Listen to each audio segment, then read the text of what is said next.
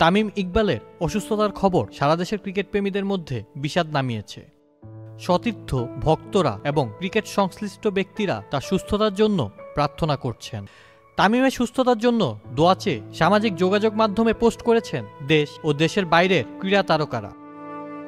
তামিমকে নিয়ে তার এক সময়কার সতীর্থ সাবেক অধিনায়ক মাশরাফি বিন মুর্তজা ফেসবুক পোস্টে আক্ষেপ করে লিখেছেন, তোর কাছে যাইতে পারলাম না বাড়ি, মহান আল্লাহ তোর সহায় হন তামিম, দ্রুত সুস্থ হয়ে ফিরে আয় সবার মাঝে ইনশাল্লাহ। তামিমের সাথে নিজের ছবি শেয়ার করেন সাবেক ক্রিকেটার ও ধারাভাষ্যকার আতাহার আলী খান। তিনি নিজের এক্সের পোস্টে তামিমের দ্রুত সুস্থতা কামনা করেন। বাংলাদেশ ফুটবল দলের সাবেক অধিনায়ক ও গোলকিপার আমিনুল হকের ফেসবুক পেজে তামিমের দ্রুত সুস্থতা কামনা করে একটি পোস্ট করা হয়। পোস্টটিতে আমিনুল হক তামিমের শারীরিক অবস্থার খোঁজ নিতে তার চাচা আকরাম খানকে কল করেন বলে জানা যায়। দেশের ক্রীড়াবিদ ছাড়াও তামিমের আরোগ্য লাভের জন্য পোস্ট করেছেন আন্তর্জাতিক ক্রিকেটাররাও।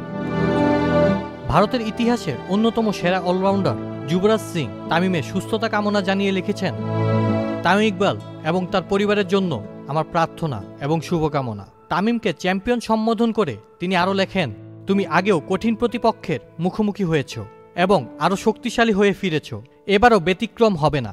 তোমার দ্রুত আরোগ্য কামনা করছি, শক্ত থাকো চ্যাম্পিয়ন।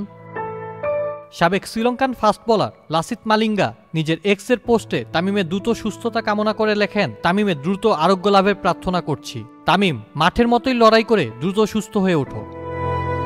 24 মার্চ সাভারের বিকেএসপিতে ঢাকা প্রিমিয়ার ডিভিশন লিগ ডিপিএলে খেলতে নেমে হঠাৎ অসুস্থ হয়ে পড়েন তামিম ইকবাল। চিকিৎসার জন্য তাকে হাসপাতালে নেওয়া হয়। তামিম ইকবালের হার্টে ব্লক ধরা পড়ে। দুপুরে পরানো হয় রিং। বিকেলে জ্ঞান ফিরেছে দেশসেরা ওপেনারের। পরিবারের সঙ্গে কথাও বলেছেন। আপাতত শারীরিক উন্নতির পথে তামিম। সংকটময় পরিস্থিতিতে দ্রুত ব্যবস্থা নেওয়া চিকিৎসকদের প্রতি কৃতজ্ঞতা প্রকাশ করেছেন বিসিবি সভাপতি ফারুক আহমেদ।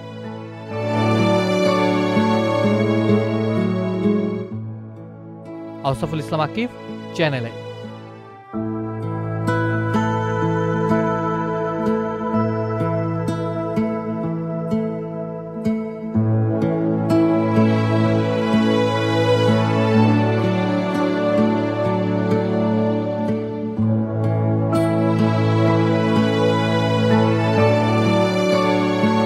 ওয়ালটন আবারও মিলিনিয়ার অফারে ওয়ালটন ফ্রিজ কিনে আপনিও হয়ে যেতে পারেন মিলিয়নিয়ার।